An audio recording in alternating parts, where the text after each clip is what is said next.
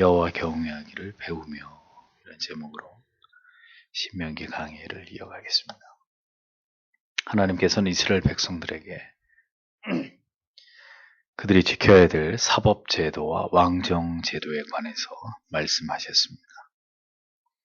하나님 경외함은 곧 하나님이 세우신 법과 제도를 그 백성들이 성실하게 이행하고 순종함으로 삶 속에서 드러나야 하는 것이죠.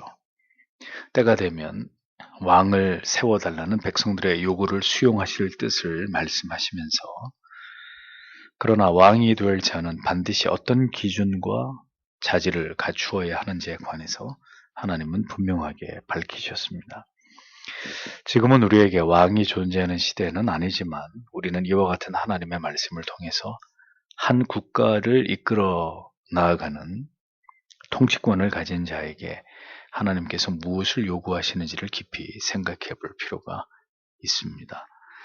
모든 권력은 하나님께로부터 나옵니다. 그렇다면 권력을 가진 자들이 무엇을 유의할 때 그 권력은 계속 유지되고 그 권력이 장구할 수 있는지를 성경은 그 원리를 밝히고 있습니다. 한 국가의 통치자가 어떤 사람이 세워지는가의 문제는 하나님의 주권적인 섭리의 결과물입니다. 어떤 지도자가 세워지는가에 따라서 그 나라와 민족이 평화를 누리고 부강해지기도 하고, 반대로 핍박과 박해와 궁핍과 고통과 분열을, 갈등을 겪기도 합니다. 하나님의 통치는 그렇게 세상에 세워지는 지도자들을 통해서 역사하시고 섭리하신다는 거죠.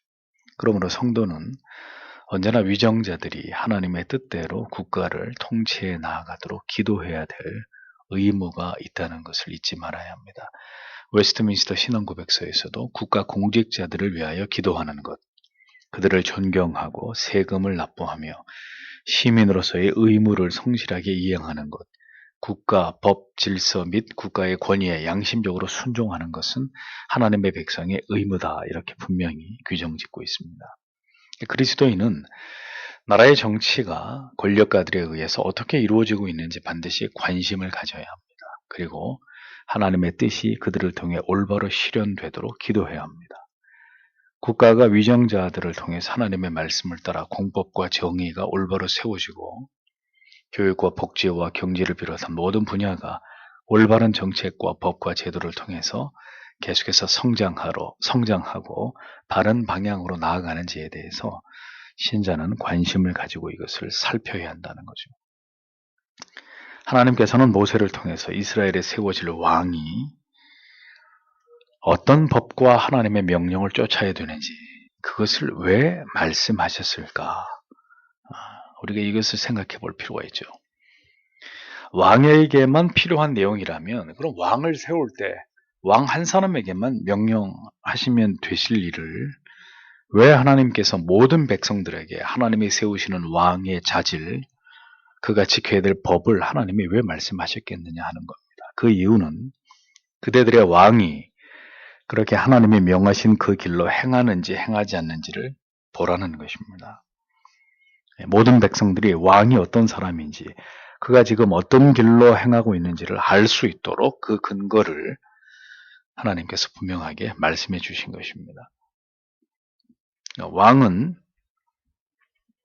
반드시 하나님을 경외하는 이스라엘 백성들 중에서 뽑아야 되고, 왕은 절대로 말을 많이 소유하려고 해서는 안 되고, 많은 말을, 명말을 구하기 위해서 이방의 나라로 백성들을 보내는 이런 일들을 해서는 안 되고, 또 왕은 아내를 많이 두어서는 안 되고 은금을 좋아해서는 안 된다, 이렇게 하나님이 못을 박으셨습니다. 이러한 하나님의 법을 어기는 자는 그가 왕으로서 합당치 않다라는 이 기준을 하나님께서 그렇게 세우신 것입니다.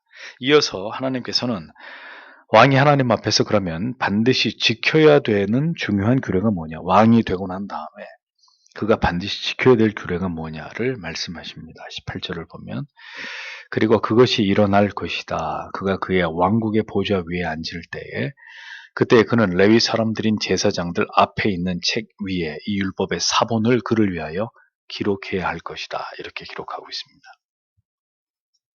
하나님께서는 왕에게 제사장이 보관하고 있는 율법서, 아마도 이 모세오경으로 보여지는데 이것의 복사본을 만들라고 명령하셨습니다. 율법서의 원본은 제사장이 성전에 두고 보관하고 있기 때문에 왕이 수시로 그것을 보기 위해서는 뭐가 필요했겠습니까? 사본이 필요했겠죠. 하나님께서는 왕 위에 오르거든 제일 먼저 율법서의 복사본을 제작하라. 이렇게 말씀하셨습니다. 인쇄 술이 개발되지 않은 시대였기 때문에 아마도 이 모든 과정은 필사로 이루어졌을 것입니다. 자, 그래서 왕이 된 자가 왕위에 오르고 난 다음에 다른 무엇보다 가장 먼저 해야 될 일이 있었는데 그것은 무슨 일이냐? 율법서에 사본을 만드는 일이었다라는 겁니다. 어떤 인간의 생각이나 방법으로 국가를 통치해 나가기 전에 가장 먼저 하나님의 율법서에 사본을 제작하는 일. 그가 왕 위에 오르거든 이렇게 되어 있습니다.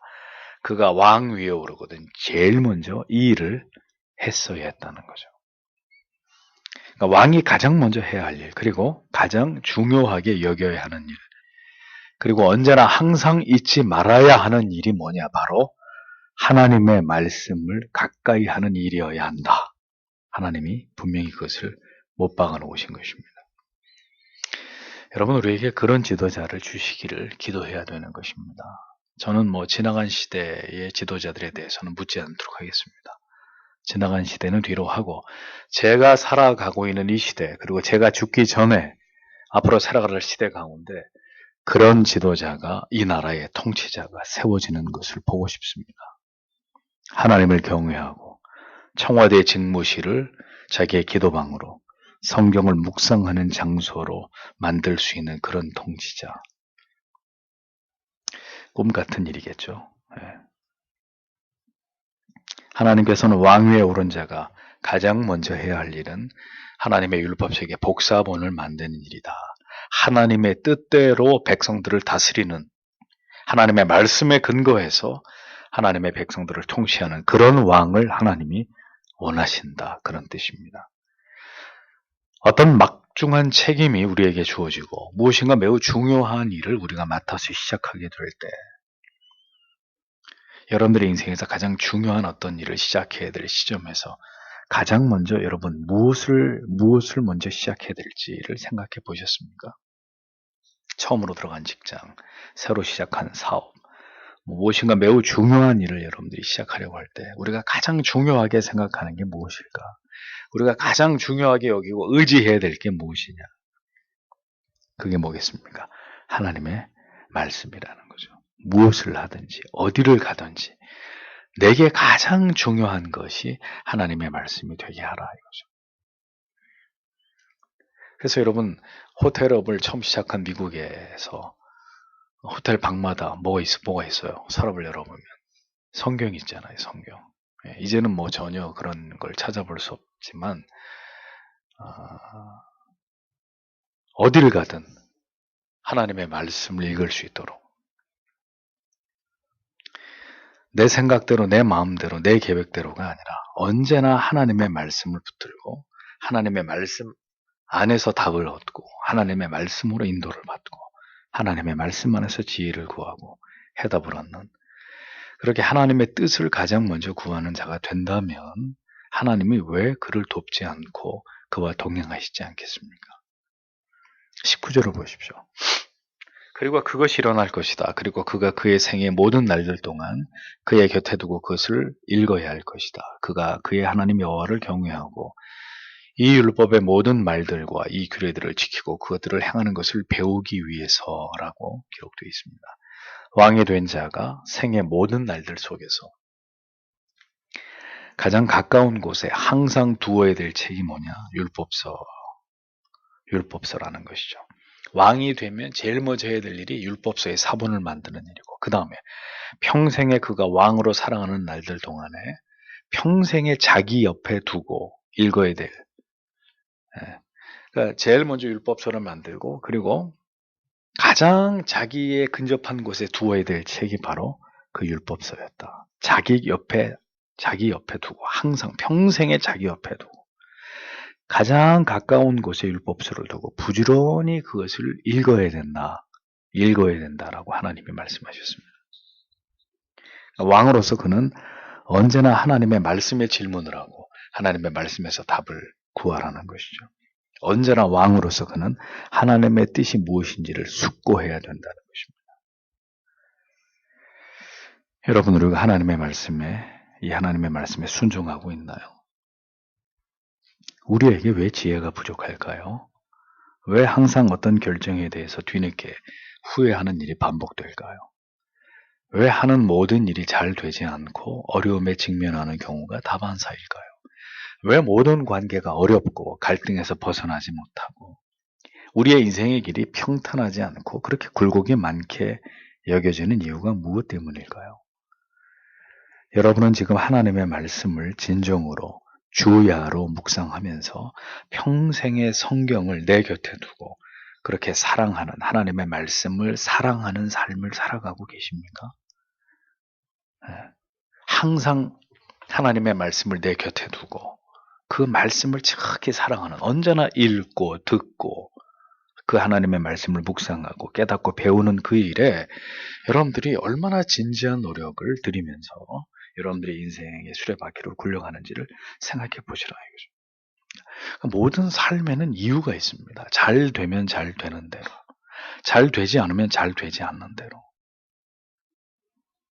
우리가 하나님의 사람이라고 하면서도 우리들처럼 하나님의 말씀을 가까이 하지 않는다면 지금의 삶에서 하나님의 뜻대로 더 가까이 나아가는 것은 더 더디고 더 멀어질 수밖에 없는 것은 당연한 일이 아니겠습니까? 그러니까 제가 늘 말씀드리잖아요. 성도에게 가장 중요한 건 기본이다, 기본. 근데 그 기본이 뭐냐? 주일날 빠지지 않고 예배해 드리는, 모든 예배에 참석하고 하나님의 말씀을 열심히 보고 듣고 읽는 거. 그 다음에 늘 우리가 밥을 먹듯이 늘 하나님 앞에 기도하는 거. 이건 아주 기본이란 말이죠, 기본.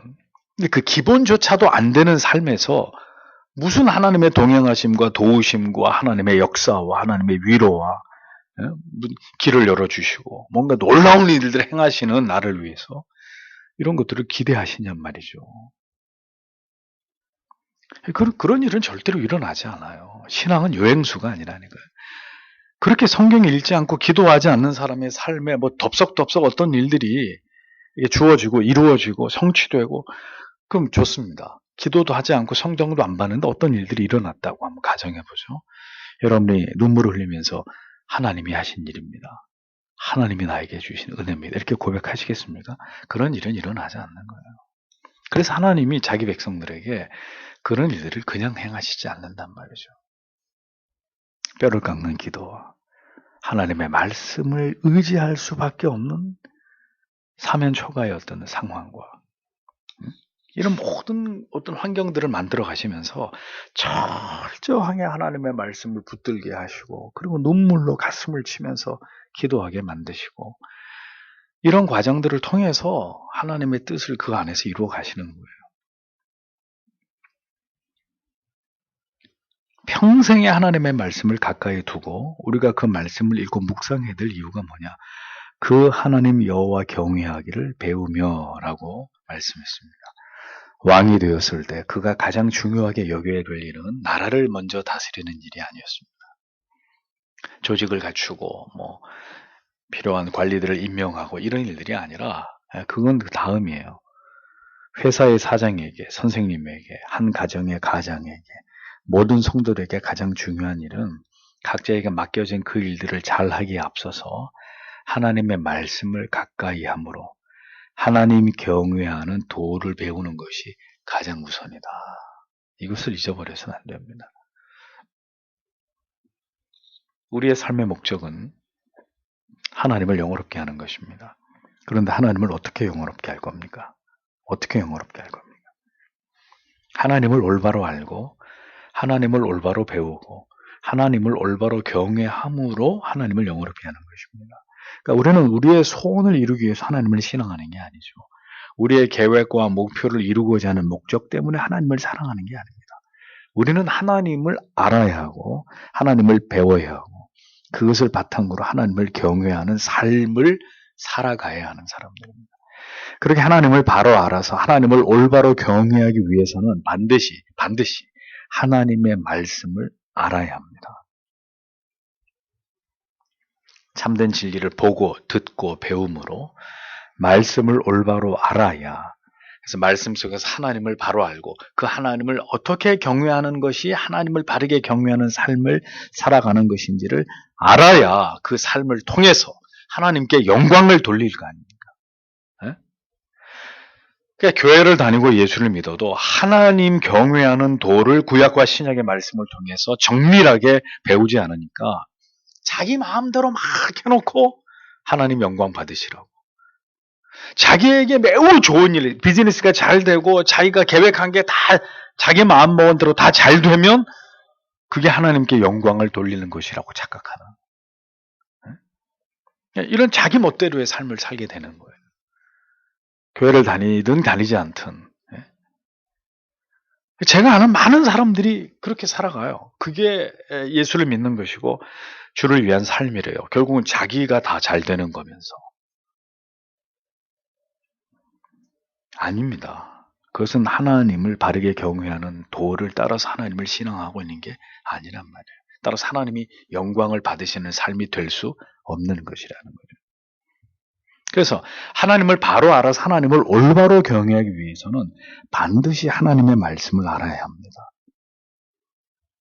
왕일지라도 그가 가진 권력과 힘도 이 하나님 경외하는 도를 율법서를 통해서 배우는 일보다 더 중요할 수는 없는 것이라는 거죠. 그러므로 또다시 여러분들에게 말씀드립니다. 바빠서 피곤해서 성경을 읽을 수 있는 시간이 없다. 이런 핑계는 아예 버리세요. 여러분들이 예수를 믿고자 한다면 이런 핑계는 여러분들의 삶에서 완전히 사라지게 하십시오. 아니면 그냥 예수를 믿지 않는 삶을 사시든가. 여러분, 세상에 왕보다 바쁘고 피곤한 사람이 어디 있겠어요? 그런데 한 나라를 이끌어가는 왕일지라도 그에게 가장 중요한 것은 나란 일이 아니라 하나님 경외하기를 배우는 것이어야 한다고 성경이 말씀했습니다. 그러니까 성경을 통해 모든 이치와 원리와 법도를 배워야 그 나라를 왕이 하나님이 기뻐하는 뜻대로 바로 다스릴 것 아닙니까? 경외하기를 배우고 난 다음은, 그 다음에는 배우고 끝나는 건가요? 이 율법의 모든 말과 이 규례를 지켜 행할 것이라 그랬습니다.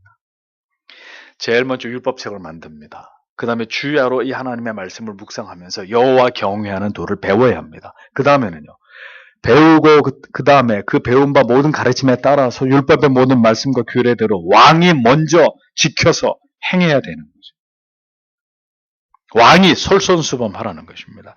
자신이 먼저 지켜 행하고 그리고 이 모든 도를 따라서 왕으로서 나라와 백성들을 다스리라. 성경이 말씀합니다. 엄밀하게 말하면 나라를 다스리는 것은 하나님 몫입니다. 왕에게 가장 중요한 것은요, 먼저는 하나님 경외하기를 배우고 그 도를 따라서 사는 게 왕에게 첫 번째예요. 그러니까 왕도 하나님의 한 자녀, 한 백성에 불과한 거예요. 하나님을 잘 믿어야 되는 한 성도에 지나지 않는 거라는 거죠. 모든 사람들에게 언제나 이 모든 원리가 그대로 적용됩니다. 가장 중요한 것은 성도 여러분, 여러분들이 얼마나 돈을 많이 벌고 사회적으로 얼마나 많은 명예와 명성을, 인기를 얻느냐, 뭐 이런 문제가 중요한 게 아니고요. 언제나 우리에게 가장 중요한 것은 하나님을 알고 배우는 것입니다. 그리고 내가 있는 그곳에서 하나님을 경외하는 삶을 누가 알든 알아주지 않든 하나님 경외하는 구별된 삶을 살아가는 것입니다. 그것에 주력할 때 그 나머지는 하나님이 행하시고 하나님이 도우시고 하나님이 역사하시고 하나님이 길을 만드시고 하나님이 책임지시는 거예요. 그런데 우리는 언제나 인생을 반대로 살죠. 반대로 거꾸로 살아요. 언제나 우리는 우리에게 주어진 일이 우선이에요. 돈 버는 일이 우선이고 나에게 관련된 내 일, 내 계획, 내 목표, 내가 더 중요하게 여기는 가치들이 언제나 우리의 인생에서 가장 우선순위예요. 하나님을 알고 배우고 그로 인해서 하나님을 진정으로 경외하는 삶을 살아가는 건 그건 나중의 일이에요. 시간이 남으면, 여유가 생기면 그건 그때 봐서 할 수도 있고 안 할 수도 있는. 그렇기 때문에 우리의 인생이 이토록 우울한 것입니다. 앞으로 나아가지 못하고 구덩이에 빠진 수레 같은 그런 상태가 계속되는 것입니다. 우리의 힘으로 아무리 노력해도 결국은 아무것도 이루지 못하는 공허한 인생이, 그렇게 해서 우리의 인생의 중요한 시간들이 소비되고 있는 거예요. 아직도 여전히 우리의 삶이 뭘 지향해야 되는지를 놓치고 있기 때문에. 새롭게 시작한 한 해에 그렇게 여러분의 사무실과 여러분의 도서관과 여러분들의 지하철 안과 여러분들의 침실에 성경을 가까이에 두기만 하면 안 되고 읽어야 되고, 읽기만 하시면 안 되고 기도하시고 그 말씀대로 삶에 적용해서 살아가는 이 한 해도 그렇게 하나님의 말씀을 가까이 하는 여러분들이 되시길 바랍니다. 그 속에서 하나님 경외하기를, 인생을 어떻게 살아가는 것이 하나님 앞에 진정으로 지혜로운 삶인지를 배우는, 그래서 정말 하나님을 영화롭게 하는 주의 자녀들이 되시길 바랍니다. 하나님의 말씀대로 지켜 행해야 합니다. 그리할 때 하나님께서도 우리와 함께 하시고 우리를 통해서 영광을 받으시고 우리의 인생을 지도하시고 인도하시고 주의 뜻 안에서 형통하도록 하나님 이끌어 주실 거 아니겠습니까?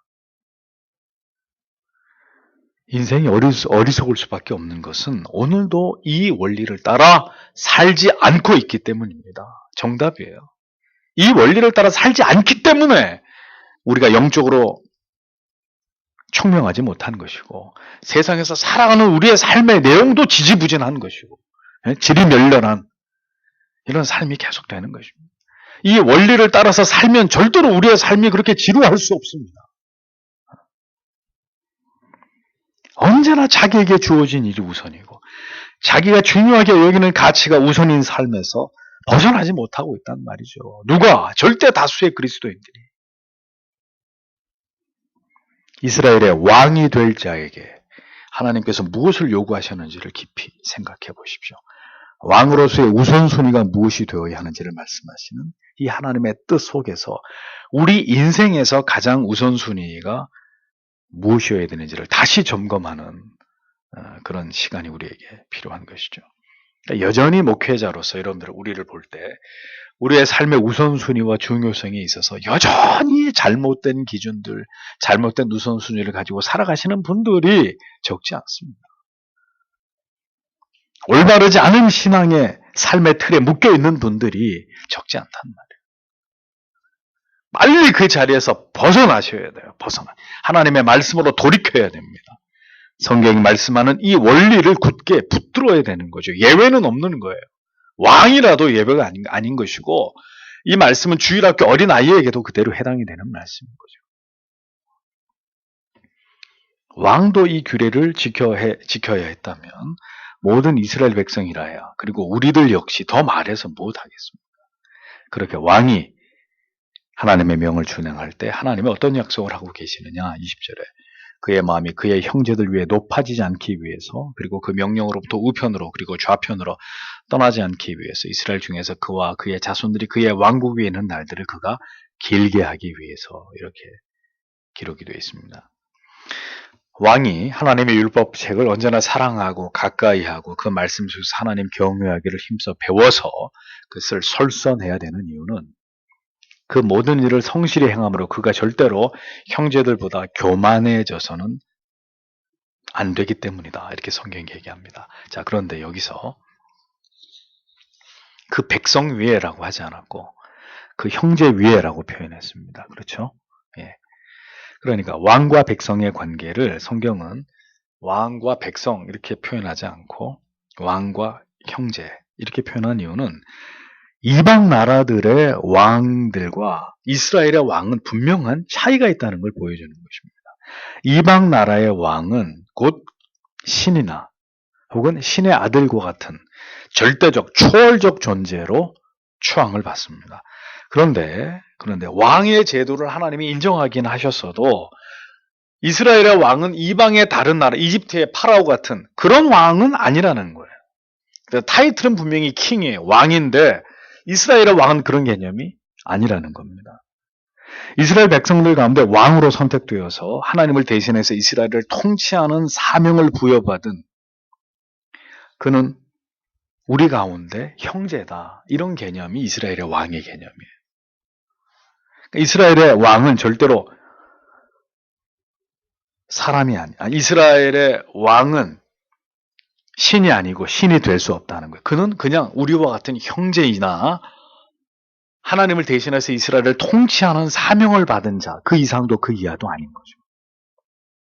하나님께서 이스라엘에게 왕정 제도를 허락하셨지만 이방 나라와 같은 왕 같은 그런 존재로 왕을 삼으신 것은, 왕을 인정하신 것은 아니었다라는 거죠. 그는 오직 하나님께서 세우신 왕이라고 하는 직분을 수행해야 되는 이스라엘 다른 백성들과 똑같은 한 형제일 뿐이다.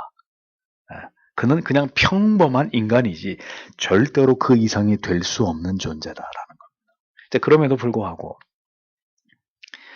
왕이 하나님의 율법을 멀리하고 여호와 경외함의 왕의 본분에서 벗어나게 되면 어떻게 됩니까?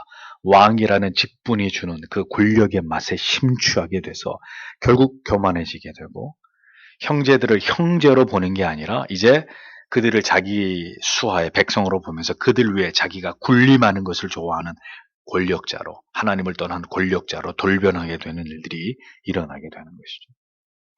하나님이 처음 이스라엘의 왕정 제도를 허락하실 때는 왕은 이스라엘의 신이 아니라 이스라엘의 대단히 뛰어난 어떤 초월적 존재가 아니라 그들 중에 한 사람인 형제에 불과한 사람이었어요. 하나님이 처음 왕정 제도를 만들 때 이걸 이스라엘의 왕들이 다 어긴 거죠. 하나님의 명령에서 떠나게 될 때 이제 그들은, 이 왕들은 더 이상 여호와 하나님을 경외하고 율법의 도를 지켜 행하는 왕이 아니라 이제부터는 자기를 높이고 말을 사들이고 자기의 권력 아래 모두를 복종시키고자 하는 이방의 왕을 흉내내게 되는 것이고, 그래서 결국은 그렇게 나아갈 때 그가 가는 길은 결국 하나님으로부터 버림을 당하는 길로, 그 왕위에서 미끄러지고 폐위당하게 되는 그런 결국을 맞게 된 것을 성경이 우리에게 보여주지 않습니다. 왕위는, 그 권력은 이렇게 그가 왕의 신분을 잊고 교만해질 때, 좌로나 우로나 사람의 생각에 치우쳐서 탐욕과 권력에 대한 욕망에 눈이 떠지는 순간 이제는 하나님에 의해서 그가 그 자리에서 내려와야 되는 상황이 생겨날 수 있다는 것을 왕들이 잊지 말았어야 했다는 겁니다. 자기의 왕위가 누구에 의해서 비롯됐고 그 자리에서 자신이 해야 될 일이 무엇인지를 기억하고 겸손하게 하나님 앞에서 하나님이 명하신 바를 지켜 행하면 하나님이 말씀하시는 거죠. 그 왕위는 대대로 견고하게 세워진다. 이게 하나님의 말씀의 약속이에요. 그런데 여러분, 성경을 보십시오. 이러한 말씀을 따라서 올바르게 왕권을 잘 사용하고 하나님을 기쁘시게 했던 왕이 이스라엘에 몇 명이나 되었죠. 타락하고 부패한 인간은 권력의 자리에 오르게 될 때 결국 자신이 하나님처럼 되고 싶은 이 욕망을 제어하지 못하는 거예요. 사탄이 뭐라고 하와를 유혹했습니까? 다 먹어라. 하나님처럼 된다. 네가 왕이 될 수 있다. 그러니까 인간은 절대로 이 유혹에서 못 벗어나는 거죠. 누구든 완장을 좋아하고 머리에 뭘 쓰는 걸 좋아하고 그 자리에 올라가면 자기가 세상을 다 가진 듯한, 참 인간이 미련하고 어리석은 존재인 거죠. 하나같이 부패하고 타락하면서 우상을 숭배함으로 인해서 하나님 앞에 이렇게 제껴진, 버림을 받은 많은 왕들이 열왕기서에 기록이 되어 있지 않습니까?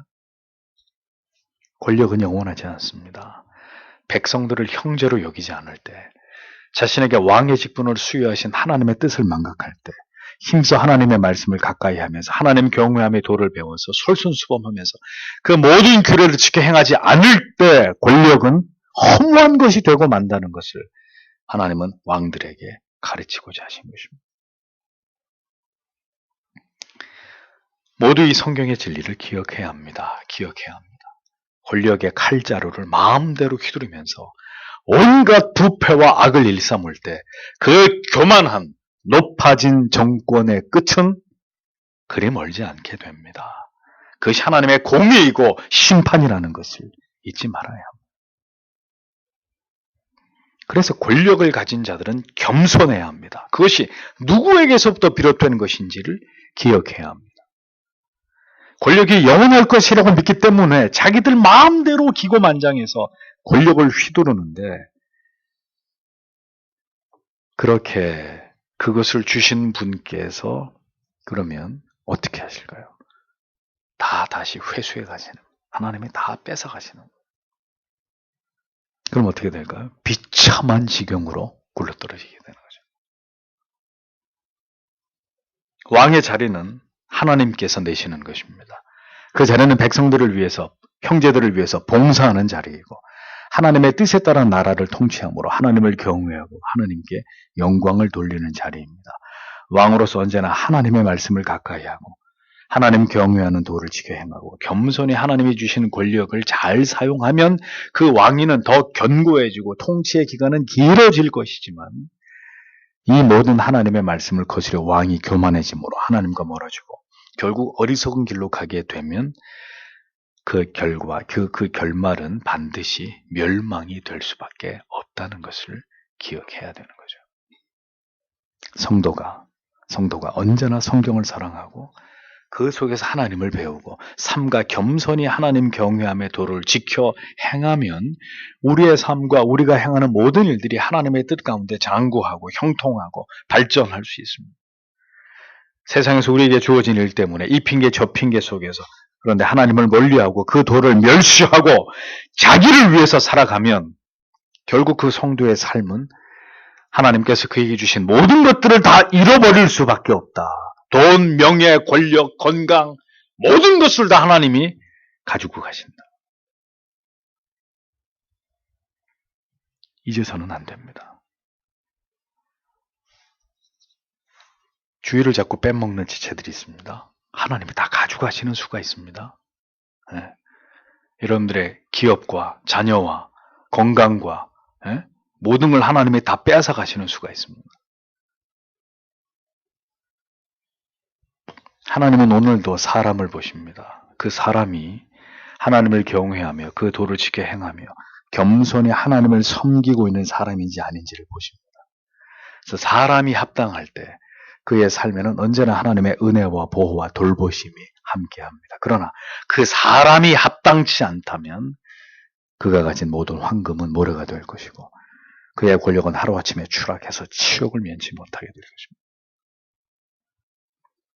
하나님을 경외하는 자의 모든 것은 하나님께서 지키시고 보호하시지만 하나님을 경외하지 않고 자기를 높이면서 자기를 위해서 살아가는 자들은 하나님이 반드시 그들을 징계하신다는 것을 기억하십시오.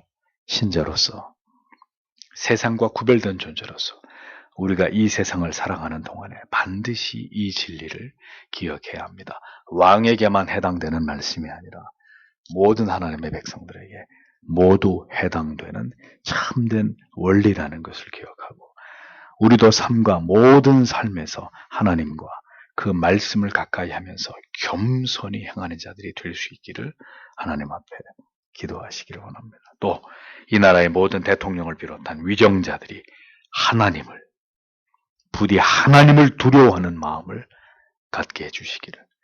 우리의 생각으로는 불가능해 보이지만 그것은 우리의 생각이고 부디 하나님의 통치를 따르는, 그래서 부디 그들이 이 나라와 이 민족을 어리석은 길로 이끌어가지 못하도록 하나님께서 우리의 기도를 들으시고 이 땅의 교회들의 기도를 하나님이 들어주시고 하나님의 뜻을 이루어 주시기를 오늘도 하나님 앞에 기도하고 돌아가시는 여러분들이 되시길 바랍니다. 기도하겠습니다.